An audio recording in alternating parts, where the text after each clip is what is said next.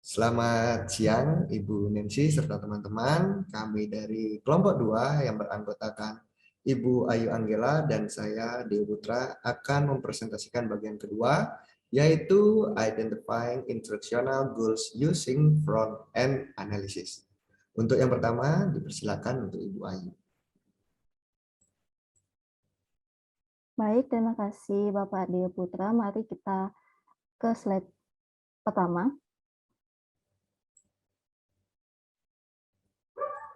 Baik, yang pertama adalah pembahasan bab di mana kami akan menjelaskan 1 tujuan, 2 latar belakang, 3 konsep, di mana konsep ini terbagi menjadi 6. Yang pertama analisis kinerja, kedua penilaian kebutuhan, ketiga analisis kerja, keempat kejelasan dalam tujuan instruksional, yang kelima peserta didik, konteks dan alat, yang terakhir kriteria untuk menetapkan tujuan instruksional. Yang keempat adalah contoh, menyediakan layanan pelanggan. Yang kelima adalah studi kasus, pelatihan kepemimpinan kelompok, yang dijelaskan menggunakan memimpin diskusi kelompok. Yang keenam itu ringkasan. Yang ketujuh itu rubrik untuk mengevaluasi latihan tujuan instruksional. Yang kedelapan itu umpan balik. Dan yang terakhir itu referensi dan bacaan yang direkomendasikan. Oke, next. Baik, kita masuk pada tujuan. Dalam bab 2, terdapat 4 tujuan utama. Yang pertama adalah menentukan analisis kinerja, penilaian kebutuhan, penyataan kebutuhan, dan tujuan instruksional. Yang kedua, mengidentifikasi tujuan instruksional yang memenuhi kriteria untuk memulai desain instruksi yang efektif. Yang ketiga, menulis tujuan instruksional yang memenuhi kriteria untuk memulai pengembangan bahan ajar. Yang keempat, mengevaluasi tujuan instruksional untuk penyesuaian dengan karakteristik siswa, materi pengajaran, konteks kinerja, dan sarana yang tersedia untuk siswa.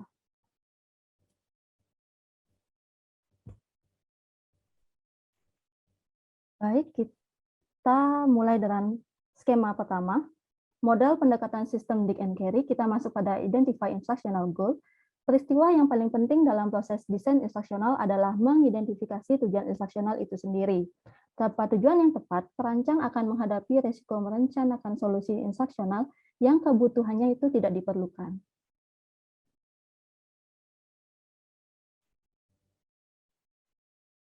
Oke, di sini ada 4 metode untuk mengidentifikasi tujuan instruksional dari buku Dick and Carey. Yang pertama adalah pendekatan pada ahli materi, kedua pendekatan pada garis besar konten, ketiga pendekatan mandat administratif, dan terakhir adalah pendekatan teknologi kinerja.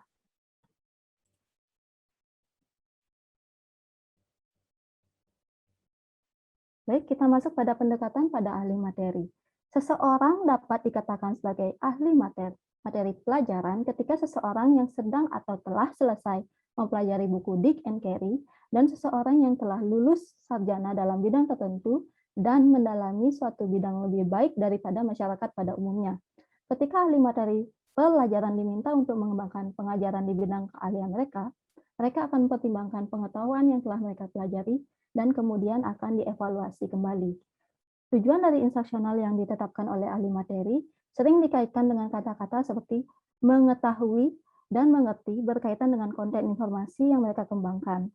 Pendekatan pada proses belajar mengajar ini mengasumsikan bahwa siswa perlu mempelajari apa yang diketahui oleh ahli materi pelajaran dan menekankan komunikasi informasi dari instruktur kepada siswa dalam proses instruksional.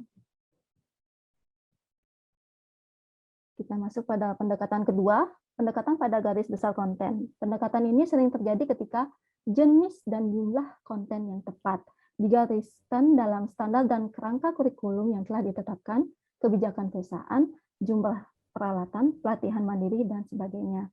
Nah, kekurangan dari pendekatan ini adalah terpaku pada standar isi yang mungkin tidak lagi relevan atau tidak pernah menjadi solusi yang memadai untuk kebutuhan organisasi atau sosial. Memprediksi bahwa instruksi baru itu lebih banyak instruksi akan memecahkan masalah, namun pada kenyataannya masalahnya mungkin terjadi karena kurangnya akuntabilitas, kurangnya insentif, alat yang sudah lama, budaya organisasi yang masih tradisional, atau faktor lainnya.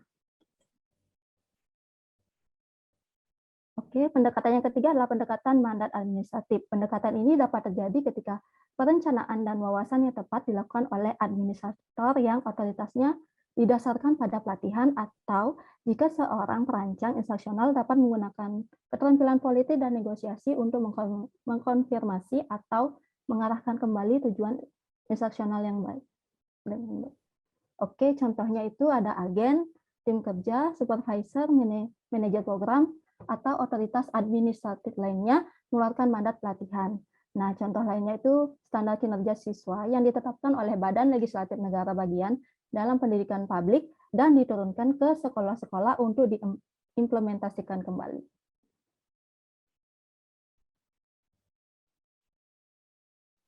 Baik, yang terakhir adalah pendekatan teknologi kinerja.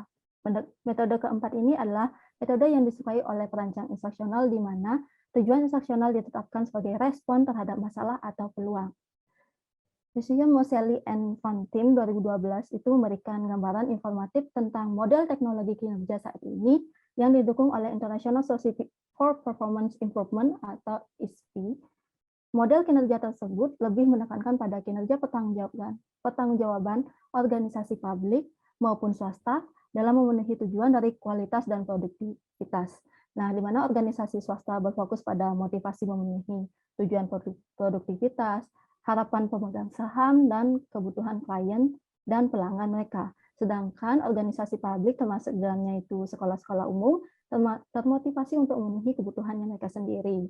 Seorang desainer atau perancang diperlukan terlibat dalam analisis kinerja dan proses penilaian kebutuhan untuk mengidentifikasi masalah secara cepat dengan alur sebagai berikut. Setelah masalah diidentifikasi, perancang mencoba menemukan penyebab masalah dan kemudian menghitung serangkaian solusi yang dapat diterapkan untuk memecahkan masalah itu.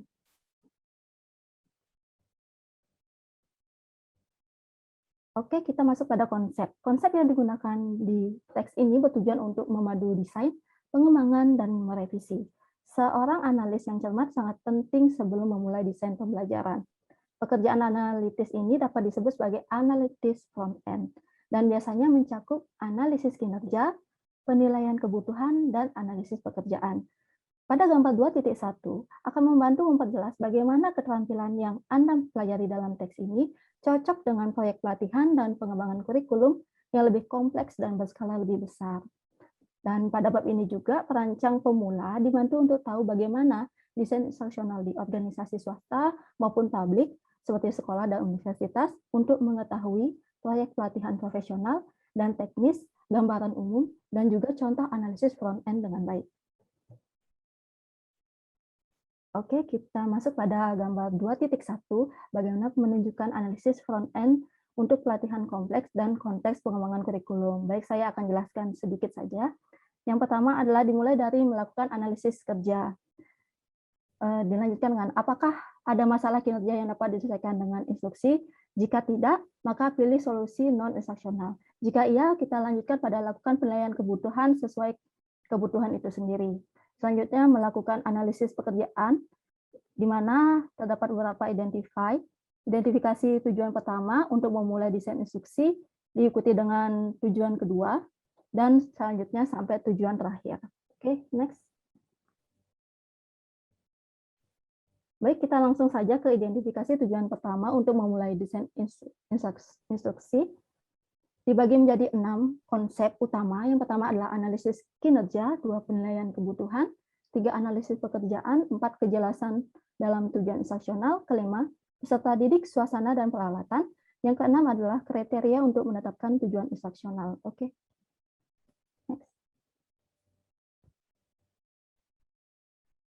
Baik, kita masuk pada analisis kinerja. Yang pertama, analisis kinerja dalam pengaturan bisnis.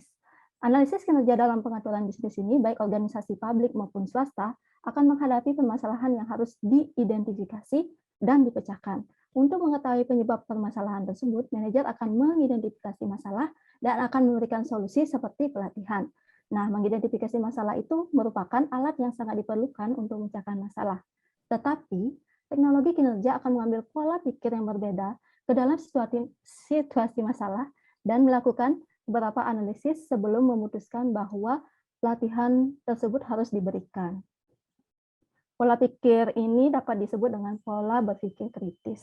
Pola berpikir kritis merupakan keterampilan intelektual, berpikir terbuka, bersikap objektif, mencari penyebab, melihat masalah dari berbagai perspektif, memberikan pendengaran yang adil untuk bukti pada berbagai perspektif, menunda penilaian sampai semua informasi terkait didengar, mendengarkan yang bertentangan. Tujuannya adalah untuk dapat menganalisis kinerja dalam pengaturan bisnis. Perancang nasional harus menumbuhkan pola pikir kritis ini untuk menjadi analisis kinerja yang efektif. Oke, baik, kita masuk pada contoh analisis kinerja yang pertama. Kepala Divisi Sistem Informasi datang ke manajer pelatihan dan memberitahu bahwa pusat panggilan layanan customer service telah berkembang begitu cepat sehingga tidak dapat memenuhi semua pesanan pelanggan di kerja komputer karena kerusakan. Nah, alih-alih mempekerjakan lebih banyak teknisi servis, direktur perusahaan ingin menerima 6 transfer dari divisi lain yang dijadwalkan untuk diberhentikan karena perampingan divisi. Nah, manajer memberikan saran pelatihan, baik itu pelatihan di dalam perusahaan maupun di luar perusahaan. Namun, direktur memberikan waktu 10 hari kepada divisi sistem informasi untuk menganalisis kinerja sebelum melakukan pelatihan terhadap anggota yang akan masuk dalam divisi customer service. Baik, ini adalah hasil informasi yang didapatkan oleh manajemen sistem informasi. Di antaranya adalah 1, masalah kerusakan komputer ada di pusat panggilan customer service yang telah berkembang pesat dengan banyak pelanggan baru dan pembelian komputer. Staf saat ini di sistem informasi tidak cukup untuk memenuhi kebutuhan pemecahan masalah dan perbaikan workstation. Salah satu tujuan bisnis unit layanan customer service adalah untuk meningkatkan hubungan pelanggan. Yang ketiga, salah satu target operasional untuk meningkatkan hubungan pelanggan adalah kepuasan pelanggan dengan 96% peluang kontak telepon. Yang keempat, untuk mencapai target kepuasan, divisi customer service telah menetapkan standar kerja maksimal 3 pilihan menu panggilan otomatis sebelum mencapai panggilan langsung, dan waktu tunggu rata-rata maksimum 90 detik sebelum mencapai panggilan langsung.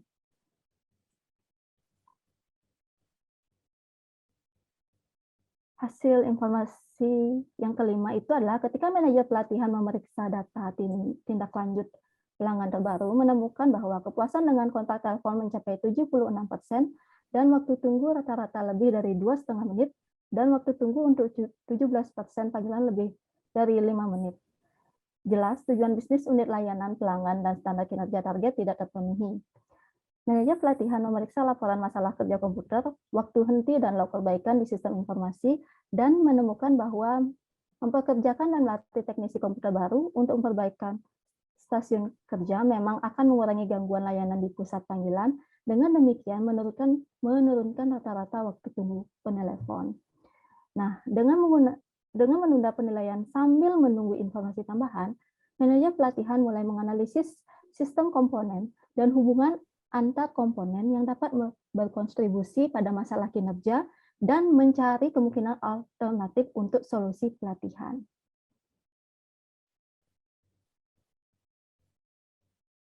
Oke, ini adalah alternatif untuk solusi pelatihan, diantaranya 1. Manajer melihat lagi log telepon dan memeriksa sampel catatan transaksi dan menemukan bahwa 1/4 dari semua panggilan ke layanan customer service yang berpengalaman dengan pelatihan khusus adalah permintaan informasi sederhana yang dapat ditangani oleh tingkat resepsionis. Yang kedua, dia melihat lagi laporan masalah stasiun kerja dan log, menemukan bahwa 16% waktu henti karena perbaikan konfigurasi sederhana dan reboot crash yang dilakukan oleh layanan customer service yang tidak berpengalaman. Yang ketiga, manajer menemukan bahwa pembelian komputer hampir tidak mengikuti pertumbuhan call center customer, dan divisi sistem informasi tidak memiliki banyak persediaan rak untuk menukar komputer yang berfungsi dengan komputer yang rusak. Okay, next. Oke, di akhir 10 hari analisis kinerja, manajer pelatihan kepada sistem informasi dan manajer layanan pelanggan mengadakan pertemuan dan memutuskan untuk mencoba strategi berikut untuk memecahkan masalah kinerja dan membantu unit layanan customer service mencapai bisnis sasarannya. Yang pertama, manajer pelatihan setuju untuk bekerja dengan karyawan sistem telepon di sistem informasi untuk meningkatkan penyaringan panggilan dengan mengklarifikasi isi pilihan menu dan skrip penjawab otomatis dan dengan menambahkan pilihan lain di 2 dari 3 level menu. Perubahan ini akan mengarah persentase yang lebih besar dari permintaan informasi sederhana ke layanan pelanggan yang lebih baru. Yang kedua, kinerja pelatihan setuju untuk bekerja dengan sistem informasi untuk setiap stasiun kerja dan memberikan kartu kecil berlaminasi berisikan bagan keputusan sederhana. Jika ini terjadi, maka lakukan itu. Saran untuk pertolongan pertama pada komputer. Dia juga setuju untuk melakukan pelatihan interaktif singkat yang akan tersedia di web perusahaan untuk membantu perwakilan customer service melalui terminologi dan proses di keputusan. Okay, next.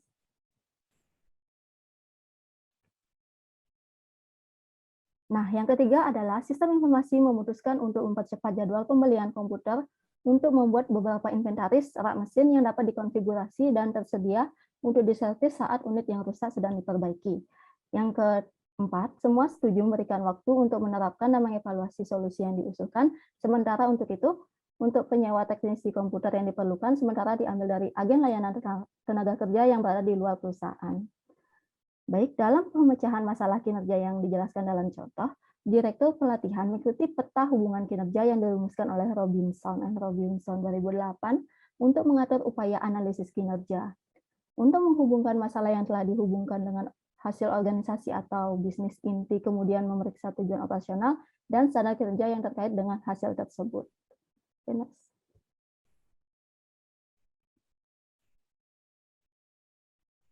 Baik, kita lihat tabel 2.1 merupakan ringkasan dalam bentuk tanya jawab dari proses peta hubungan untuk analisis kinerja.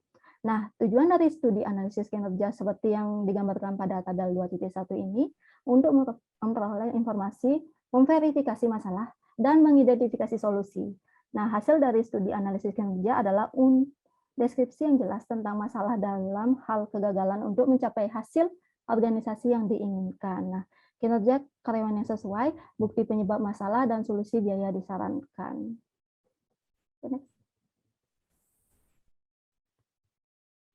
Baik, kita masuk pada analisis kinerja bagian 2, analisis kinerja di sekolah umum. Nah, istilah analisis kinerja jarang digunakan di sekolah umum, tetapi pemikiran kritis yang sama diterapkan secara baik untuk memecahkan masalah yang melibatkan kinerja administrator, guru, dan siswa.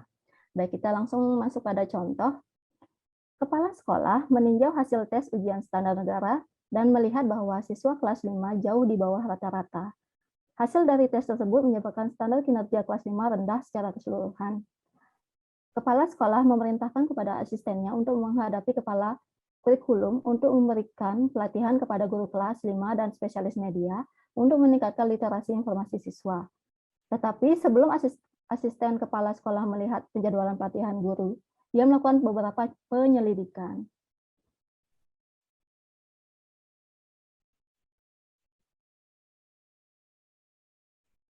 Oke, berikut adalah beberapa langkah yang diambil dan informasi yang ditemukan oleh asisten kepala sekolah. Yang pertama, dia memeriksa standar negara dan menentukan bahwa orang yang melek informasi mengenali kapan informasi akan membantu memecahkan masalah, memilih sumber terbaik untuk informasi yang valid dan tepat waktu, mengatur dan mensintesis informasi baru, menulis dan menampilkan informasi dengan tepat untuk masalah tersebut. Yang kedua itu, dia membandingkan tolak ukur dan keterampilan negara bagian dalam literasi informasi dengan item test sampel dan ujian lama yang telah dirilis ke publik. Nah, tolak ukur dan item test membutuhkan penerapan informasi dan konsep untuk memecahkan skenario masalah. Yang ketiga, dia melihat penjadwalan dan menemukan bahwa setiap kelas dirotasi melalui kelas media seminggu sekali selama 40 menit. Dia mengamati beberapa kelas 5. Selama kunjungan ke kelas media, mereka dan mencatat bahwa siswa hanya memiliki 15-20 menit untuk belajar. Keterampilan informasi dimulai dari masuk kelas, memeriksa buku, mencari buku baru, memeriksa buku baru, dan mengikuti kuis pembaca. Nah, 15 hingga 20 menit waktu instruksional tampaknya relevan, fokus pada tugas, tetapi siswa tidak mengamati banyak tindak lanjut dan ketika kembali ke kelas mereka.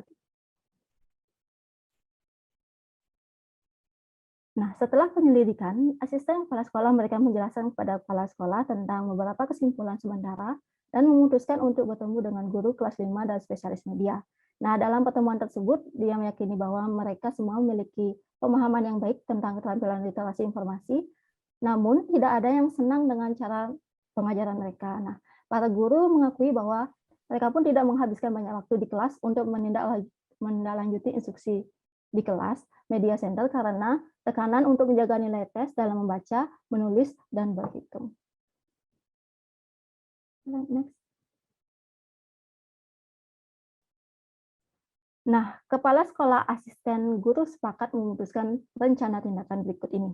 1. Membebaskan spesialis media untuk menghadiri pertemuan kelompok guru kelas 5 untuk bersama-sama merencanakan strategi untuk menanamkan keterampilan informasi dalam pengajaran di kelas. 2. Membebaskan spesialis media untuk waktu pengajaran tim di ruang kelas 5 sendiri. Yang ketiga, meningkatkan dari desktop ke versi jaringan perangkat lunak facilitated reader sehingga siswa dapat mengikuti tes tersebut dan memantau kemajuan di ruang kelas mereka sendiri. Yang keempat, menerapkan program meningkatkan pembelajaran intensif dengan instruksi yang berisi penilaian, remedial, dan pengayaan. Oke, meskipun asisten kepala sekolah ini tidak akan menggambarkan penyelidikan tersebut sebagai analisis kinerja, dia menggunakan metode pemecahan masalah yang baik, solid untuk mencari penyebab kinerja tes siswa yang buruk. Pelatihan guru itu tidak akan meningkatkan nilai ujian siswa karena spesialis media dan guru mengetahui konten dan cara pengajarannya. Kendala dalam jadwal sekolah mereka mencegah mereka melakukannya. Perlunya perubahan pemberian waktu yang cukup bagi siswa untuk mempelajari penerapan keterampilan literasi informasi. Oke, next.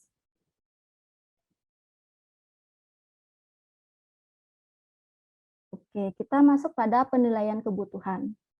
Oke, baik, kita masuk pada logika penilaian kebutuhan dapat diringkas sebagai persamaan sederhana. Status yang diinginkan dikurangi status aktual sama dengan kebutuhan. Penilaian kebutuhan kadang-kadang disebut dengan analisis diskrepansi. Diskrepansi sendiri itu merupakan perbedaan yang diamati antara status yang diinginkan dan status sebenarnya. Proses yang terlibat dalam melakukan penilaian kebutuhan skala besar biasanya sangat canggih, namun logika penilaian kebutuhannya itu masih sederhana. Oke, logika penilaian kebutuhan itu digunakan sebagai alat dalam analisis kinerja. Kita bisa lihat pada tabel 2.1. Kita bisa lihat langkah 3-5 dan kemudian langkah 6-8 yang akan saya jelaskan lebih lanjut di next slide. Oke, baik, kita masuk pada 3 komponen logika penilaian kebutuhan. Yang pertama adalah menetapkan standar sebagai status yang diinginkan, menentukan status aktual, dan yang terakhir mengidentifikasi kesenjangan antara status yang diinginkan dan status aktual. Baik, kita masuk pada menetapkan standar sebagai status yang diinginkan. Menetapkan standar atau tujuan yang disebut sebagai status yang diinginkan. Misalnya, sekolah menginginkan 10 buku fiksi di perpustakaan sekolah untuk setiap siswa yang terdaftar. 90% kedatangan bus kota tepat waktu, margin laba kota 40% untuk penjualan perangkat keras, dan yang terakhir adalah 95% tingkat kelulusan siswa di sekolah yang mengikuti ujian fungsional. Yang kedua adalah menentukan status aktual. Menentukan status aktual atau tingkat kinerja yang ada pada standar atau tujuan. Misalnya, 8 buku fiksi per siswa, 77% kedatangan bus kota tepat waktu, 43% margin laba kota, dan 81% siswa lulus. Yang terakhir adalah mengidentifikasi kesenjangan antara status yang diinginkan dan status aktual. Mengidentifikasi kesenjangan antara status yang diinginkan dan status aktual sehingga menggambarkan kebutuhan itu sendiri. Misalnya, perpustakaan sekolah membutuhkan 2 buku fiksi lagi per siswa. Sistem bus kota membutuhkan 13% lebih banyak kedatangan tepat waktu. Margin laba kotor baik-baik saja karena status aktual melebihi status yang diinginkan, dan di sekolah perlu meningkatkan persentase siswa yang lulus ujian fungsional sebesar 14%. Nah, logika penilaian kebutuhan merupakan salah satu alat yang digunakan dalam analisis kinerja. Jika analisis kinerja menunjukkan bahwa pelatihan adalah salah satu solusi terbaik untuk masalah kinerja, maka penilaian kebutuhan digunakan lagi dan disebut penilaian kebutuhan pelatihan atau penilaian kebutuhan pembelajaran dan menghasilkan tujuan instruksional untuk memulai proyek desain instruksional itu sendiri.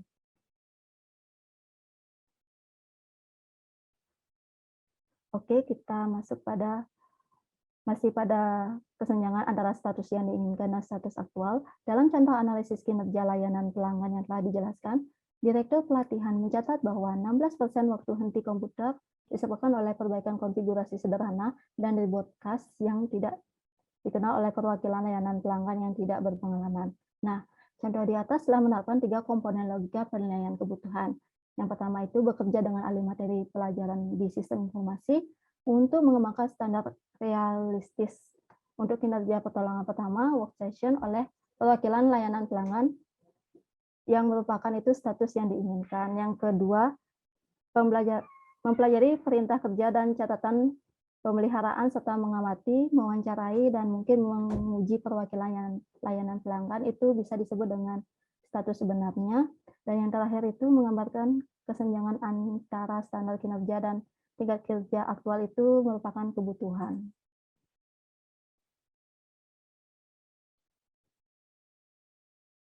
Kaufman Daloves, Kaufman Herman Water 2002 dan Gupta et al. 2007 memberikan banyak ulasan tentang proses penilaian kebutuhan termasuk perbedaan antara cara dan tujuan dalam hal apa yang dilakukan organisasi dan area di mana organisasi memiliki masalah. Nah, perhatikan contoh berikut dari sekolah umum. Oke, bukan hal yang aneh mendengar kepala sekolah mengatakan bahwa guru mereka perlu tahu lebih banyak tentang penggunaan komputasi. Alhasil diadakan workshop agar mereka semua guru bisa lebih berkompeten. Dalam situasi ini, keterampilan guru harus dilihat sebagai sarana untuk mencapai tujuan, untuk menghasilkan siswa yang lebih kompeten. Nah, penilaian kebutuhan itu sendiri merupakan komponen penting dari proses desain total. Oleh karena itu, lebih banyak penekanan ditempatkan pada analisis front-end, analisis kerja, dan pendekatan lain untuk mengidentifikasi kebutuhan secara lebih akurat. Oke, kita masuk pada konsep ketiga, analisis pekerjaan. Komponen penting dari analisis front-end adalah analisis pekerjaan atau proses mengumpulkan, menganalisis, dan mensintesis deskripsi tentang apa yang dilakukan orang dalam pekerjaan mereka. Nah, analisis pekerjaan merupakan aktivitas manajerial yang mendapatkan popularitasnya di akhir 1800-an hingga awal 1900-an dan telah berkembang untuk melayani banyak peran dalam fungsi pengembangan sumber daya manusia, termasuk 1. Perkiraan dan perencanaan sumber daya manusia, 2. Memilih dan merekrut anggota, 3. Memastikan kesetaraan kesempatan kerja, 4. Merencanakan tinjauan kinerja, 5. Mengembangkan rencana kompensasi, 6. Merencanakan dan mendesain ulang pekerjaan, dan yang terakhir adalah pelatihan perencanaan, bantuan pekerjaan, sistem pendukung kinerja, dan pengembangan karyawan.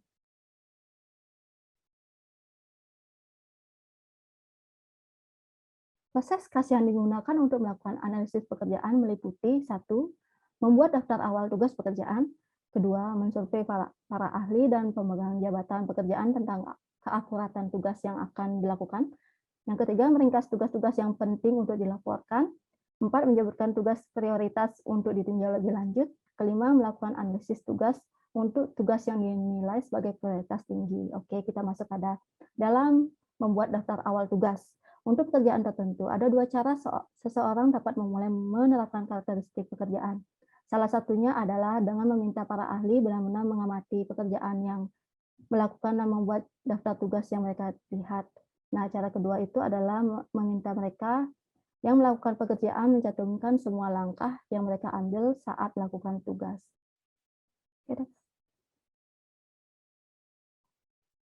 Yang kedua, setelah inventaris tugas dikumpulkan, itu disaring dengan menanyakan para ahli materi pelajaran dan pemegang jabatan pekerjaan, apakah tugas-tugas tersebut itu benar-benar merupakan bagian dari pekerjaan, dan daftar tersebut itu direksi berdasarkan penilaian mereka.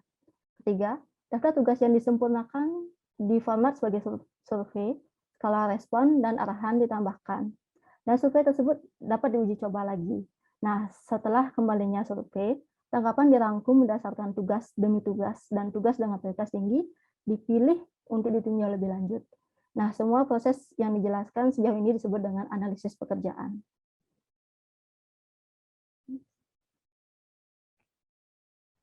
Yang keempat, proses analisis tugas dimulai ketika tugas-tugas yang dipilih untuk ditinjau lebih lanjut dipecahkan menjadi elemen-elemen komponen, hubungan antara elemen dirinci, alat dan kondisi yang terlibat dalam melakukan setiap elemen dijelaskan. Nah, singkatnya, tujuan instruksional idealnya itu diturunkan melalui proses analisis kerja yang menetapkan indikasi yang agak luas dari suatu masalah yang dapat dipecahkan dengan memberikan instruksi. Kemudian penilaian di kebutuhan dilakukan untuk menentukan lebih spesifik kekurangan kinerja apa yang akan ditangani, dan tujuan instruksional dinyatakan. Nah, terlepas dari prosedur yang digunakan untuk menghasilkan tujuan, hampir selalu perlu bagi perancang untuk mengklarifikasi dan terkadang memperkuat tujuan agar dapat berfungsi sebagai titik awal yang kuat untuk proses desain instruksional itu sendiri.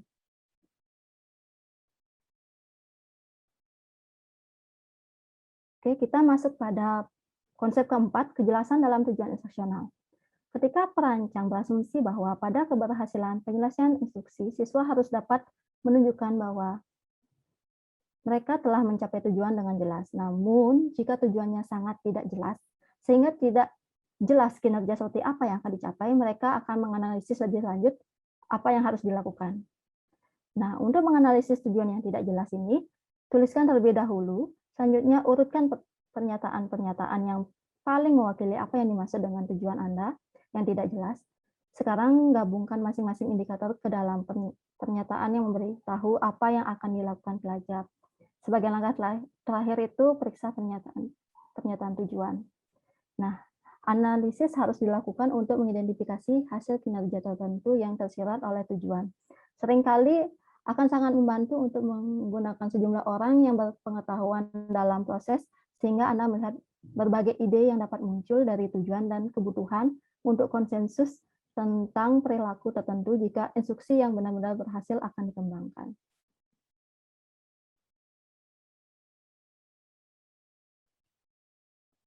Oke, kita masuk poin kelima, peserta didik, suasana, dan peralatan. Aspek yang paling penting dari tujuan instruksional adalah mendeskripsikan tentang apa yang dapat dilakukan peserta didik. Nah, deskripsi itu tidak lengkap tanpa indikasi satu, siapa peserta didik itu, dua, suasana di mana mereka akan menggunakan keterampilannya, dan tiga, peralatan yang akan tersedia.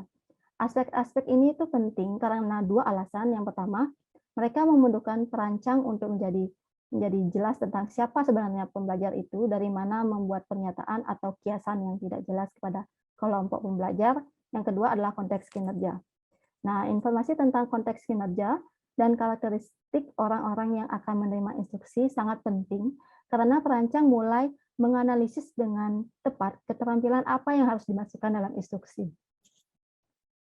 Pernyataan tujuan yang lengkap harus menjelaskan hal-hal berikut ini. Yang pertama, peserta didik. Yang kedua, apa yang akan dapat dilakukan peserta didik dalam konteks kinerja. Yang ketiga, konteks kinerja di mana keterampilan akan diterapkan. Yang keempat, alat yang akan tersedia untuk pelajar dalam konteks kinerja. Nah, contoh pernyataan tujuan yang lengkap sebagai berikut. Operator pusat panggilan ACME akan dapat menggunakan sistem dukungan pembantu klien untuk memberikan informasi kepada pelanggan yang menghubungi pusat panggilan. Oke, baik, kita masuk pada kriteria untuk menetapkan tujuan instruksional. Setiap pemilihan tujuan instruksional harus dilakukan dalam 3 hal berikut. Yang pertama, akankah pengembangan instruksi ini memecahkan masalah yang menyebabkan kebutuhan? Yang kedua, apakah tujuan ini dapat diterima oleh mereka yang harus menyetujui upaya pengembangan instruksional ini? Yang terakhir, apakah ada sumber daya yang cukup untuk menyelesaikan pengembangan pengajaran untuk tujuan ini?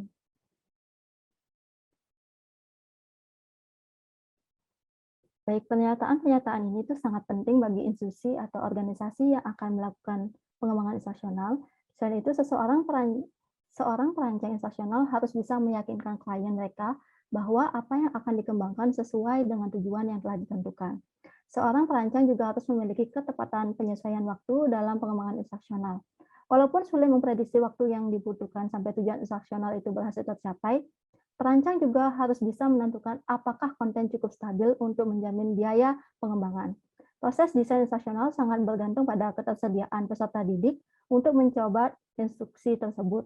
Tanpa akses ke pembelajar yang tepat, perancang itu tidak akan dapat mengimplementasikan proses desain total dengan baik. Nah, yang terakhir itu adalah keahlian perancang atau desainer itu sendiri dalam materi pelajaran dari instruksi yang akan dikembangkan. Kemampuan dan kemauan untuk bekerja dalam tim ini adalah salah satu karakteristik terpenting dari seorang perancang ataupun desainer yang sukses. Nah, sebelum memilih atau mengidentifikasi tujuan instruksional, tinjaulah kriteria yang tercantum dalam bab berikut ini.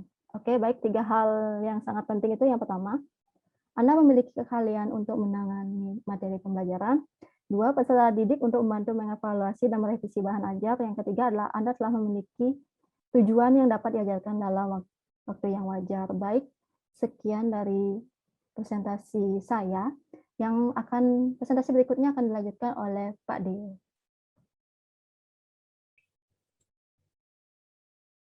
Baik, saya akan melanjutkan. Yang pertama ada contoh. 3 contoh prosedur yang digunakan untuk mengembangkan tujuan instruksional dapat membantu Anda merumuskan atau mengevaluasi tujuan Anda sendiri. Ketiga contoh tersebut didasarkan pada masalah yang diidentifikasi, kegiatan penilaian kebutuhan, dan solusi yang ditentukan untuk masalah. Setiap contoh memiliki skenarionya sendiri untuk memperjelas konteks dari masalah dan proses yang digunakan untuk mengidentifikasi tujuan. Contoh pertama menyangkut menyediakan layanan pelanggan yang ramah dalam konteks perbankan. Contoh kedua pada pelatihan kepemimpinan kelompok adalah studi kasus untuk bab ini. Untuk contoh ketiga dari konteks pembelajaran sekolah. Lihat studi kasus pembelajaran sekolah, kalimat variasi dalam lampiran A yang ada di samping ini. Kemudian, menyediakan layanan pelanggan. Untuk contoh ini, bank lokal melihat masalah dengan kepuasan pelanggan yang rendah, peringkat di kantor cabangnya, terutama dari pelanggan yang menyelesaikan transaksi, lobby hubungan dengan teller, dengan perwakilan layanan pelanggan. Kinerja informal analisis menunjukkan bahwa masalah kepuasan memang ada, yang berasal dari persepsi pelanggan bahwa personil bank seringkali bersifat impersonal dan terkadang pendek dalam urusan mereka. Tidak dapat segera menentukan apakah personil bank tidak tahu atau tidak meluangkan waktu untuk berinteraksi secara sopan, ramah, dan cara bisnis. Penyelidikan lebih lanjut mengungkapkan perasaan kebutuhan yang sama untuk bergegas melalui transaksi sehingga pelanggan lain tidak akan terus menunggu. Namun, faktor yang lebih signifikan adalah banyak karyawan yang tidak tahu rutinitas sederhana untuk interaksi bisnis yang sopan dan tidak memiliki strategi untuk mempertahankan kontak pribadi dengan pelanggan yang efektif dan berikut ini ya kita lihat tujuan dari instruksional diidentifikasi. Ya, personil akan mengetahui nilai layanan yang sopan dan ramah. Meskipun kita semua bisa sepakat bahwa niat dari tujuan ini adalah baik, itu bisa saja diklasifikasikan sebagai kabur dan harus diklarifikasikan. Hanya karena tujuannya tidak jelas, tidak berarti itu tidak berharga. Justru sebaliknya, itu mungkin sangat berharga. Seperti dalam hal ini, kasus tertentu dari tujuan yang umumnya bagi banyak bank meskipun masih butuh banyak pekerjaan. Pertama, frasa akan tahu nilai dapat diubah menjadi akan menunjukkan untuk mengkomunikasikan lebih baik apa yang diharapkan dari personil. Kedua, kita harus menentukan dengan tepat apa yang diharapkan untuk ditunjukkan oleh personil. Kita dapat memulai tugas ini dengan membagi layanan istilah yang komprehensif, ya, komprehensif menjadi bagian-bagian utama yang lebih dapat ditafsirkan. Kami memilih untuk mendefinisikan pelayanan sebagai yang pertama, salam kepada pelanggan, yang kedua, transaksi bisnis, dan yang terakhir, penutup. Bahkan dengan dua perubahan yang relatif kecil, tujuannya jauh lebih jelas. Nah, ini ada dua, tujuan asli dan tujuan yang dinyatakan kembali. Untuk tujuan aslinya, personel akan mengetahui nilai dari layanan yang ramah. Kemudian tujuan yang dinyatakan kembali, personel akan menunjukkan sopan, ramah, perilaku saat menyapa pelanggan, bertransaksi bisnis, dan menyimpulkan transaksi. Meskipun tujuan jauh lebih baik dalam bentuk baru, masih ada dua istilah sopan dan ramah yang masih harus diklasifikasikan. Dengan menghubungkan kedua konsep ini dengan masing-masing dari 3 tahap layanan yang telah diidentifikasi, kami dapat lebih memperjelas hasil. Sebelum melanjutkan, ingatlah 5 langkah yang termasuk dalam membuat logika tujuan lebih jelas. Yang pertama, tulis tujuan di atas kertas. Yang kedua, lakukan brainstorming untuk mengidentifikasi perilaku yang akan ditunjukkan peserta didik untuk mencerminkan perilaku mereka pencapaian tujuan. Yang ketiga, urutkan melalui perilaku yang dinyatakan dan dipilih paling mewakili tujuan. Keempat, memasukkan perilaku ke dalam pernyataan yang menggambarkan apa yang akan dilakukan pelajar dapat melakukan. Dan yang terakhir, evaluasi pernyataan yang dihasilkan untuk kejelasan dan hubungannya dengan aslinya logika kabur. Kemudian, untuk membantu proses brainstorming dalam mengidentifikasi perilaku yang tersirat, dengan sopan dan ramah, kami menggambarkan perilaku khusus untuk masing-masing dari ketiganya. Ketiganya tahapan pelayanan. Kami juga memutuskan untuk mempertimbangkan perilaku yang dapat diklasifikasikan sebagai tidak sopan dan tidak ramah dalam pengaturan bank. Perilaku personil bank bisa menunjukkan dan tidak boleh menunjukkan untuk dianggap sopan dan ramah tercantum dalam tabel 2.2. Deskripsi sopan dan tidak sopan. Berikut contohnya, perilaku ramah dan sopan selama transaksi bisnis dengan pelanggan. Oke, yang harus dilakukan yang pertama, mulai menyapa dengan pelanggan, halo selamat pagi. Kemudian yang kedua, katakan sesuatu kepada pelanggan untuk membuat layanan tampak pribadi. Gunakan milik pelanggan. Nama bila memungkinkan, katakan senang bertemu denganmu lagi atau kami belum melihatmu sebentar. Yang ketiga, jika Anda harus menyelesaikan transaksi sebelumnya, sebelum mulai bekerja, tersenyum secara verbal, permisi, dan katakan Anda hanya akan perlu waktu untuk menyelesaikan tugas Anda saat ini. Dan yang keempat, tanyakan bagaimana saya bisa membantu Anda hari ini. Kemudian yang jangan dilakukan, yang pertama, tunggu pelanggan berbicara terlebih dahulu. Yang kedua, perlakukan pelanggan seperti orang asing atau seseorang yang belum pernah Anda lihat sebelumnya. Yang ketiga, cukup lanjutkan mengerjakan tugas dan gagal mencari atau mengakui pelanggan sampai Anda siap. Dan yang terakhir, yang keempat, tunggu pelanggan untuk unitnya. Kemudian dalam melakukan transaksi bisnis yang perlu dilakukan, yang pertama, menghadiri pelanggan yang sedang menunggu di baris Anda. Jika Anda harus meninggalkan stasiun Anda, cukup beritahu pelanggan yang baru tiba bahwa saluran Anda ditutup dan undang mereka untuk menunggu di jalur alternatif. Yang kedua, dengarkan pelanggan dengan penuh perhatian saat dia menjelaskan masalah atau layanan yang diinginkan. Yang ketiga, pertahankan bisnis pelanggan sebagai yang utama. Fokus perhatian selama transaksi. Yang keempat, lengkapi informasi yang hilang pada bentuk diri. Jelaskan kepada pelanggan apa yang telah Anda tambahkan dan mengapa. Dan yang terakhir, berikan instruksi yang lengkap dan jelas untuk bentuk tambahan yang pelanggan harus selesaikan.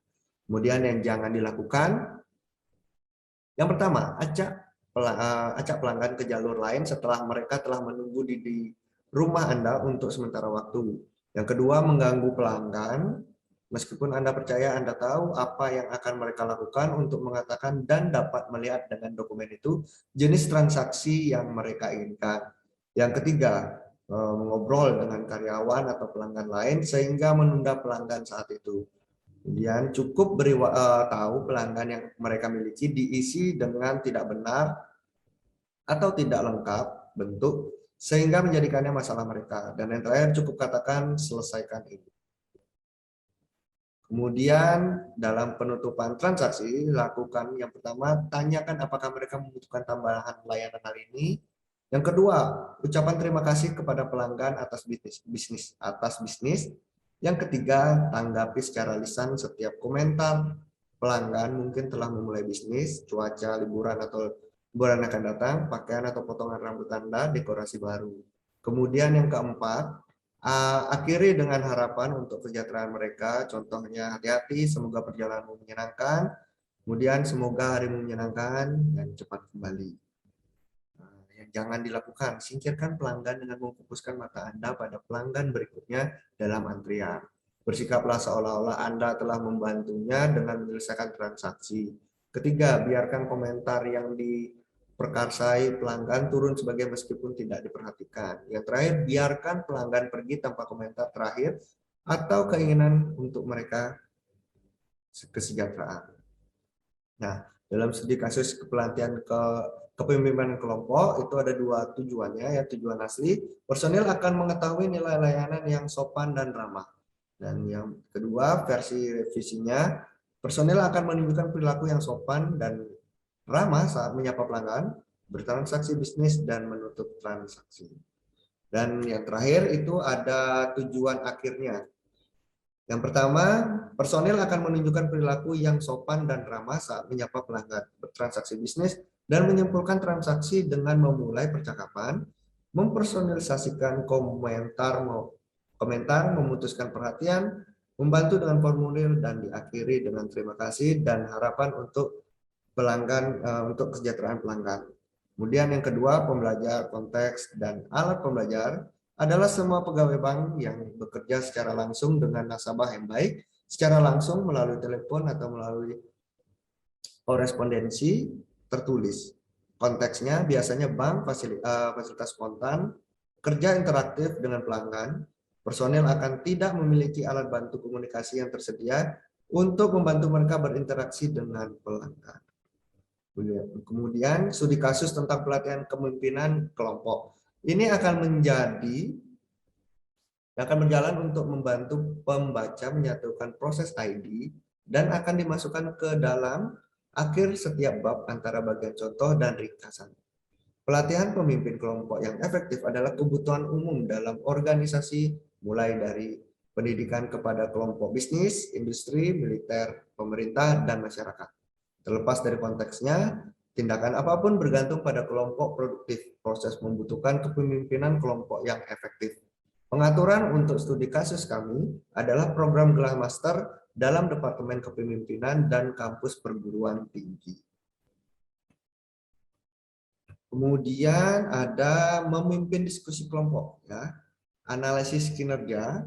Ketua Departemen mencatat bahwa ringkasan data dari wawancara keluar dari survei siswa yang lulus menunjukkan bahwa siswa tidak merasa percaya diri atau nyaman memimpin diskusi kelompok yang ditunjukkan untuk memecahkan masalah organisasi.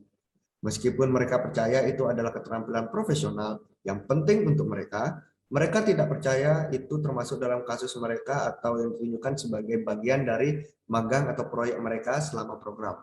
Ketua program menyadari ini adalah salah satu tujuan utama departemen. Pikir pasti itu termasuk di suatu tempat dalam program. Tidak ingin meniru kursus atau kursus berkembang biak, dia memeriksa silabus pada catatan untuk kursus dan belajar sifat magang yang dipilih sendiri siswa selama 2 semester terakhir. Dia mewawancarai fakultas di departemen mengenai bidang di mana keterampilan ini saat ini diajarkan dan mengetahui bahwa departemen sebelumnya memerlukan kursus komunikasi selama 1 semester di Sekolah Tinggi Seni dan Sains. Kursus ini adalah dieliminasi 4 tahun lalu dalam upaya merampingkan kurikulum. Pada waktu itu, fakultas setuju untuk memasukkan unit komunikasi dalam beberapa kepemimpinan mata kuliah yang tersisa. Mengklasifikasikan tujuan interaksional. Interaksional adalah yang pertama, pernyataan umum yang jelas tentang hasil pembelajaran. Yang kedua, terkait dengan masalah dan kebutuhan yang diidentifikasi. Penilaian dan yang ketiga dapat dicapai melalui instruksi daripada beberapa yang lebih efisien sarana seperti meningkatkan motivasi karyawan. Departemen atas rekomendasi Komite Kurikulum meminta dana untuk mengembangkan kasus mini pembelajaran campuran berbasis web dan kelas dengan durasi sekitar 4 minggu.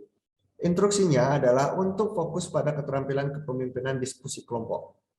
Dukungan untuk pengembangan diminta dari unit dukungan teknologi perguruan tinggi dan pusat pembelajaran berbasis komputer perguruan tinggi. Tunjangan pengembangan diminta untuk 1 anggota fakultas dan 4 asisten lulusan di bidang desain interaksional, komunikasi, teknologi pendidikan, dan kepemimpinan. Dana itu diberikan, ya. Apa tujuan instruksional? Dalam hal ini tujuan instruksional adalah untuk master siswa di Departemen Kepemimpinan untuk menunjukkan diskusi yang efektif, keterampilan kepemimpinan kelompok dalam pertemuan pemecahan masalah. Diskusi ini harus berfokus pada mendorong rekan kerja untuk menghadiri pertemuan, membantu mereka mengidentifikasi masalah di kampus dan di masyarakat, dan merencanakan program untuk membantu mengurangi masalah yang teridentifikasi. Kemudian, apa hubungan antara tujuan studi penilai kebutuhan? Tujuan instruksional secara langsung terkait dengan studi penilaian kebutuhan dan untuk rekomendasi komite kurikulum tentang kepemimpinan yang efektif di tingkat kampus dan masyarakat. Hal ini juga berhubungan langsung dengan bukti yang efektif, kepemimpinan kelompok, diskusi yang sangat berkorelasi dengan kelompok-kelompok yang efektif dalam organisasi. Kemudian, apakah instruksi tampaknya menjadi cara yang paling efektif untuk mencapai tujuan? Mengembangkan keterampilan kepemimpinan kelompok diskusi yang efektif berhubungan langsung dengan instruksi dan praktek, dan kompetensi ini tidak mungkin untuk dikembangkan melalui kursus sepintas atau kegiatan dalam magang. Dalam konteks apa keterampilan akan digunakan? Para pemimpin akan menggunakan keterampilan diskusi kelompok mereka dalam merencanakan pertemuan di kampus dan di masyarakat, dan memberikan kepemimpinan untuk diskusi yang terjadi selama pertemuan. Pertemuan ini dapat terjadi di kampus atau di berbagai organisasi pendidikan, bisnis, atau pemerintah. Siapa pembelajarnya?